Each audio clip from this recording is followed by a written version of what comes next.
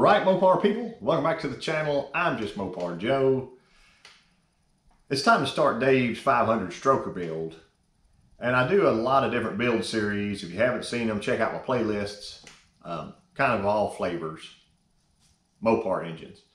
I'm going to try to do this a little bit differently. People have seen me put engines together before. And this is kind of the pre-checklist of stuff that I'm going through. I'm going step by step through this thing. I'm checking everything out, checking clearances today. I'm going to check our balance. You can see I got the pistons and stuff behind me. We'll go over that stuff and kind of the pre-stuff of what needs to be done before building one of these stroker engines. Even if it's a brand new one that you order from 440 Source, that's what this kit came from. You still need to check some of this stuff. It is pre-balanced. Doing your due diligence before your build is up to you. So let's get into it. Now we get a fun day of setting clearances and hopefully building the bottom end. At least I want to get this crank stuck in and spinning nicely. Got our mains mic'd, got our rods mic'd. Just been writing my torque specs down here on the bottom. I can give Dave this sheet at the end. But for my mains, I'm looking for about 2.5 thousandths. 2.5 is kind of what I'm shooting for. This is a street engine. And of course, knowing Dave, it's going to get a little thrashing on it. But if I go 2.5 on the 262 main there, main size, that should be plenty. I know a lot of old school guys want 3.5. Open them up great big. This is a street engine. Did I say that? Going to live under 6,500 RPM. Our cam's only good to 6,500, and I'm telling Dave he better shift at 6. So we'll probably end up running 10W30 oil in this. 2.5 thousandths on the mains, and I want to show you with my dial bore gauge what those look like. So you may have noticed I've got the rear cap and the front cap in. I can't check them all at once because my gauge wouldn't be able to drop in. So hopefully you can see that when I'm done here. And I can check the front half of the shell and the rear half of the shell since these are fully grooved. Get her in there. There we go. And I drop it down in place. Let me rotate it so you can see it. Right there. See our needle bump that, hopefully. 2.5. I've already checked this one, and I'm not going to show you checking every one of them. I've got that in other videos, but drop her in gently. Don't want to scar bearings up. And there we go. I know it's a terrible angle, but you get the idea. So number 1 and number 5 are done and set. I'm going to pull those caps off. I may go ahead and do my thrust next. That way I can get him out of the way. Or I can just go down the line. But these are torqued up right now to 110, and I did them in 3 steps, just like you're supposed to. So I'll get a little bolt stretch, 35, 70, and 110. Here's our 440 Source rod that came with Dave's stroker kit. It is actually the longer rod than is in my 512. So this is a 500 kit if you are new to this build. Last time I was at Rick Siemens, I had him check the housing board for me, big and little. Be sure they were in spec and they were good. We also brought a pin. I brought a pin with us so we could check them quick. But one of my issues earlier on was that the edges of these rods, this one's actually pretty good. The edges of the rods were pretty scuffed up, scarred up from shipping. So I'm kind of dressing that down today. Also, my pin fitment, I went ahead and cleaned these off with some 3000 grit sandpaper. And the pin actually sliding in the bore of the rod. See how these are made to full float. They're supposed to have, I believe, 1,000th or 1,000th clearance. So if they don't have enough clearance, you'll have a bad day. Now I'll take my wrist pin And you can tell, like, when it's happy. See that fall? Watch. Just like that. That rod is good to go. I'm going to check the other 8. Just be sure all that, everything's happy together. And then we're going to lock us in the rod vise and find the rod bearing clearance. Summit rod vise. I don't think I've ever shown this on camera before, but I love it. I don't have it very tight right now because it's just kind of clamping on the beam of the rod. It's just doing that to hold the rod in place so I can get a measurement on it. Previously, I moved it back and I torqued it down to 63 foot-pounds with ARP lube on the threads, under the heads, etc. So all I need to do now is drop my dial bore gauge down into, and we'll see what it is. I can turn it for you so you can see better, but it'll be a little bit of a skewed reading because we're not directly apart from the bolts, but a little under 2.5 that way. I'm satisfied. Went ahead and pulled my bearings back out, all those, and I'm just looking for any little uglies on there. This is a piece of, I think, 600. Shoot it with a little WD-40. And I've got a fresh piece laying here on my piece of granite I got from Joe. Y'all need to verify that. Some people are nice, smooth.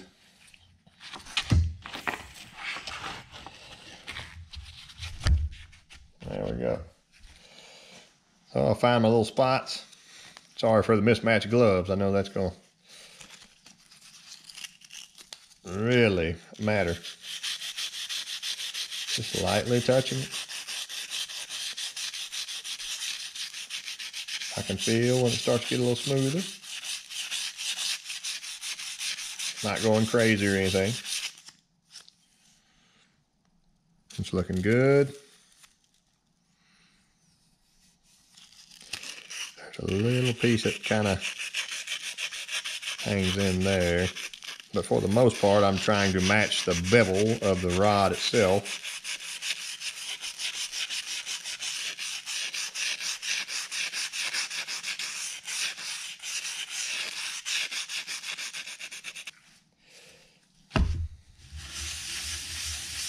Just real quick.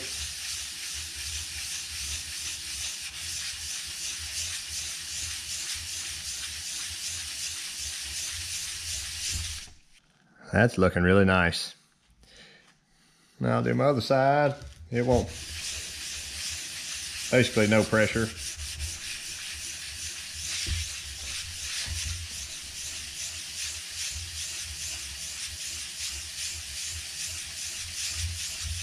Stop.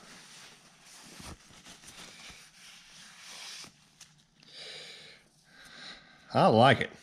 Got our rods all done up nice. They are perfect. I'm leaving them on this soft cloth instead of trying to stick them back in that old janky box. Here are the pistons. And something I wanted to check just for fun while I'm here is be sure the wrist pins spin and slide freely inside of them. And I know that sounds weird or crazy, but if this box had been dropped or something, remember this was a kind of mystery stroker kit from 2009. So if something had happened to a piston and the pin itself was going to drag inside the bore, the pin bore, I'd like to know it now. Other thing I'm going to do is pop these out. I'm going to take my pins out and leave them separated probably. Stick my pistons in my sonic cleaner. I just got water and about a gallon of, I think it's totally awesome. So it's very, very, very much diluted. I got a large sonic cleaner, so I'm gonna get those stuck in. See all this just little old dirty nastiness of stuff from the cardboard box and whatever. I'm gonna run them probably 10 minutes, flip them over, run them another 5 minutes, and then pull them out and let them drip dry all night long. And that'll be good. They'll be nice and cleaned up for tomorrow. Got all my pins out of the sonic cleaner. And I noticed a minute ago, stuck my pinky in and kind of pulled it out. It's a little dirty. So I just got me some paper towel, Kind of do it like a, sort of like a gun cleaning brush here or something. Shoot me a little brake parts cleaner on. See what we come out with. Oh yeah. See there?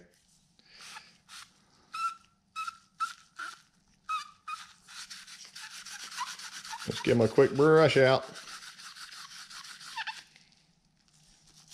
That one's dirty. Try me a new piece.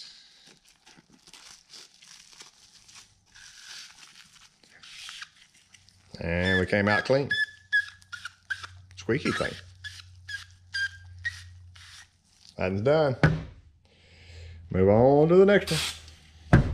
Won't take just a second, but kind of help keep some of that. Look at that. And that might just be a rust preventative or whatever. But we don't have to have it in our engine or Dave's engine. If you will recall, this is supposed to be a balanced kit from 440 Source. So I've got my pins separated from my pistons right now, and you'll see our eyebrows are not symmetrical. They are asymmetrical for exhaust and intake. So they go in a specific order. But what I wanted to do was go ahead and just, I'll tear my scale here, and just measure each piston. 491.2. Do it twice. 491.1.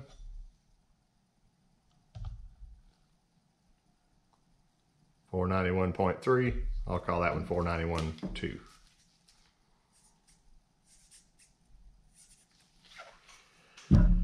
Next.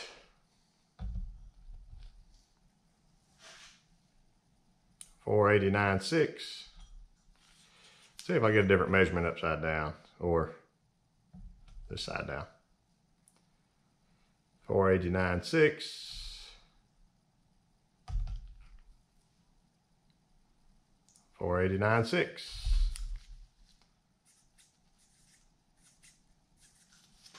There we go. I'm gonna go all the way down the line, get these weighed, and come right back. All the pistons are weighed. I'm just gonna take our pin. The pin should be very, very, very similar. I think they got a little better production tolerance than the pistons do, but 154.2, 154.3, 154.2. Let's just try another one here. 154.2.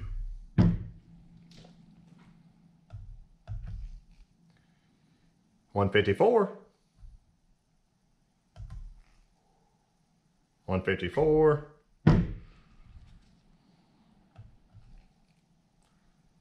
153.7. 154.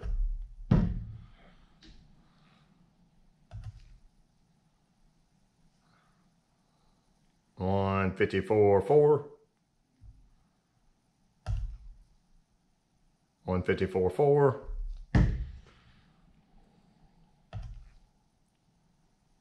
154.4.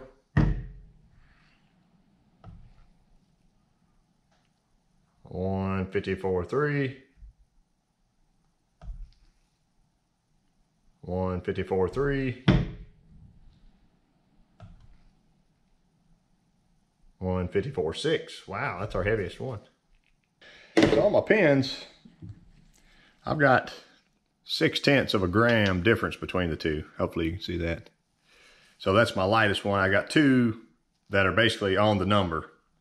So I'm going to put those two with my heaviest two pistons. So I'm 491.2. So that's a 0. 491 gets a 0. And I'll just go down the line. This is 0.2, 0.2, 0.3. I'll go there. So I went lightest to heaviest like that. It's not hard to figure out here. And then my heaviest boy is at 0.6. The 0.6 will go with that 0.6. Let's do our math, see if we come within 1 gram from heaviest to lightest with the combinations. So I went ahead and wrote the simple math on top for you all. I could kind of tell what it was very quickly here. Our lightest piston is 490.2 with that pin and that piston. Our heaviest is 491.2 with that pin and that piston. So we are within 1 gram from lightest to heaviest. Everybody in the world says that's plenty good. If this was NASCAR or something, they would grind and try to get them all exact, but it truly doesn't matter, I don't think, in this situation. So we're going to push forward. I may see if I can get my rods out and see what they weigh. So here's my little homemade fixture. And it is actually pretty close. You can adjust this up and down. I haven't really played with that much. What I was focusing on was the total weight of the rods, which I have here. And I've just lettered my rods because I didn't want to number them yet. So I got my total weights by letter. So we'll just take like here's G. And I wrote the total weight on here, 740.8. I usually do it with the wood off there, but I've already done this, but I'll show you here in the video. So there's 740.6. I first got 740.8. And talking with Ed at Ed's Machine, he said when he balances stuff, and a lot of people, you could even go ahead and round that up if you want to. So if it's over the 740, call it 741. It's fine. But I had 740.8 the first time. Anyway, so that was my total weight. Go ahead and tear this. And then I can get my big end weight, and it's usually easier to do this with 2 hands. I like to be sure she floats there and is not rubbing on that backside right between there. So that looks pretty good. I give it a little rock. That's probably more than necessary. And here, say I got 514.1. So I wrote that down. This is our G rod. Originally, I got 513.8. That's fine. It would round anyway. So that would be 514. So I recorded all those for all the rods, and just to kind of see the difference here. Our major difference after weighing, let me turn that off. Our major difference is here on the big ends. High to low is 3.1 grams in the difference. So our lightest rod, I believe, is the 512.8, which was F. And the heaviest looks like 515.9. So we're going to do here shortly, we're going to pair our heaviest and lightest rods on the big end. And that's going to help with the balance of the engine. I'm not grinding on any of these rods. I think they're actually like a powdered metal finish or something. I'm not grinding on them. I just want to match them closer to where it'll run better in its whole lifetime. Speaking with Ed, he said they make their bob weight off a mean weight or an average of all these weights. And I found this old card. I didn't have an actual balance sheet with this, I don't think. But here's what they had on their weights. So my scale is just a couple grams off from their scale.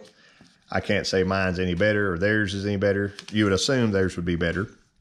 But this one's worked really well, and I do have some standards, 200 grams worth of standards here. And they've always, I can tell you, there we go. It's always been pretty spot on. There's 99.9. So really close. Maybe if I just put it right on the scale, 100.2. It's pretty close. Anyway, it's definitely close enough for what I'm doing. Anyway, on my little ends, I have those recorded, and they are 2.9 grams highest to lowest from being perfect. So my highest is, I want to say 227.8. There we go. So I'm going to pair that, the heaviest little end, with the lightest piston that I have. So if you'll remember, I showed you that a second ago. So our lightest piston now is 490.2. I'm going to pair that with my heavy right here. And when that little end, I don't remember what that was, C. There we go. So when that little end attaches to that piston, it's just like it being a weighted part of that piston forever. They're a combination. They're mated together. So I want to do that, but the tricky part may be I want to do my lights and heavies there, but also I have to have my eyebrows correct in the block. So if I get the block flipped over, this piston would work just fine in number 2 hole, or it would work fine in number 6 hole, but you can't put it in number 4 or number 8 because the eyebrows would be wrong. So just think of it, the outside, the 2 inners, and the outside are exhaust, and they take the smallest valve. So like I said, it will go just fine number 2 or number 6. Over here, same thing, number 4 or number 3 or 7. Okay, but we can't go here with it. So I'm going to write my combinations on here just real quick on top. That way I'll have them when I'm matching my stuff up. Here's my fun math. Hopefully I can hold the camera steady. So looking at the big end first, I found the average or mean of all those numbers. And I did not do it by rounding. I just used the exact decimal. But you don't have to do that. So 514 is my mean. This one is over. That one's over. That one's under. So what I need to do is put my largest plus with my largest minus here. So that's a pretty easy thing to spot. So it looks like, make that B and F, excuse me. B, so we'll bring that one back, B and F. It's our next highest, there's a +9. +9 and a -9, that'd be a nice little combination. Just D and H. There we go. -8 and a +4. So that is C and A. And that only leaves one more combination for us. I already marked that one off. Is E and G, which it's a negative and negative, but nothing I can do about it here. So E and G. And that'll get our combinations of rods that live together now. Let me see which pistons will be happy with said rods as well. So on my little ends, the mean is 226.1. And I can look at my pistons. So the heaviest one, which will be the largest plus, there's plus 1.7, is C. So I need C to go with my lightest piston over here. So it's heavy on the big end, or it's heavy on the small end, and that small end is going to hook to this piston. So I need C to go with this piston, and I can just write it on top right now. Get him out of the way. C. That's fine. So we mark him off. Our next heaviest is +7, is F. So I'll write us an F right here. Boom, done. It's +7, get him out the way. +5, there's A. There's A, good. Right down the line. Any more pluses? Oh, +0.2 is E. So there's just an E over there. See our E. I like it. Mark off the E. Now we're looking, it's still descending order here.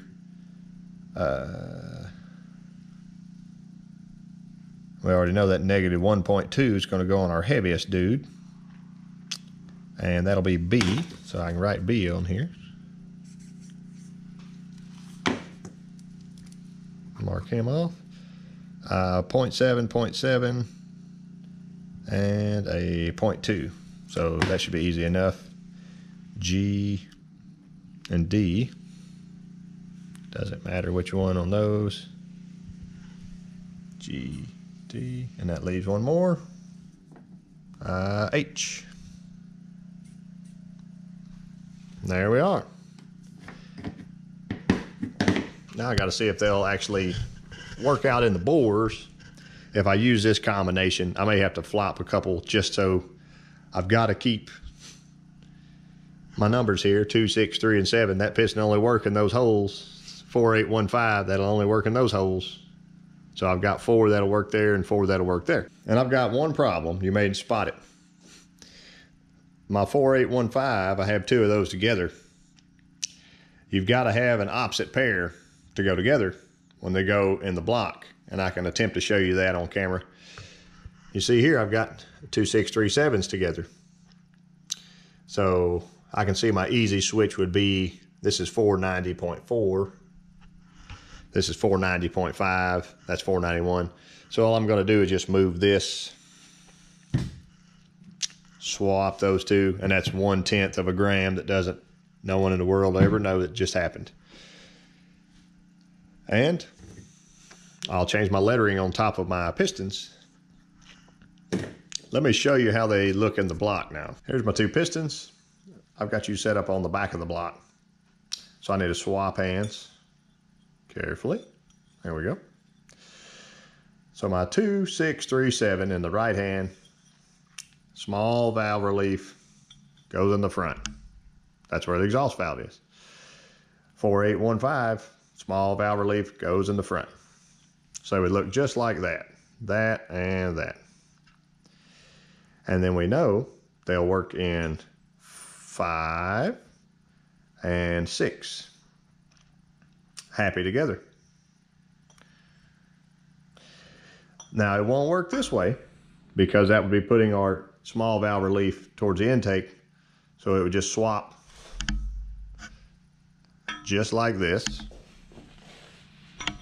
Small valve relief towards the inside, small towards the inside. Just like that. Boom. Let's see what our math adds up to now. Back on the sheet. So here's what my totals look like.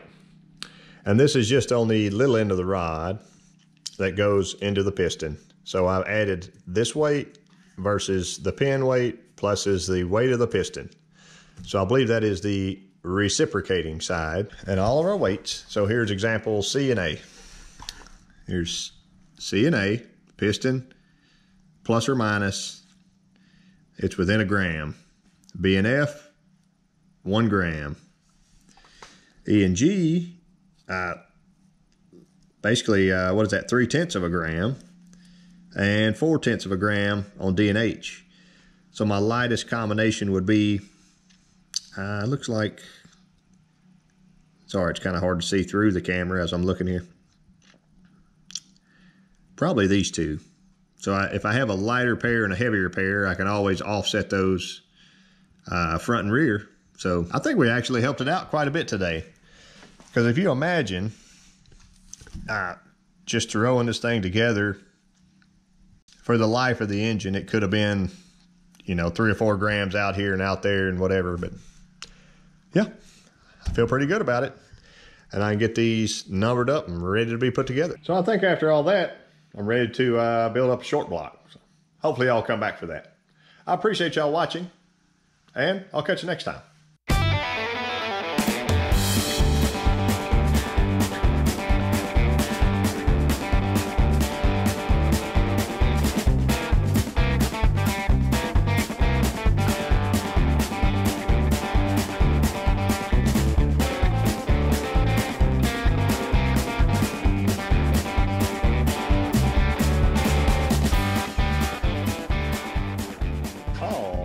Mopar people.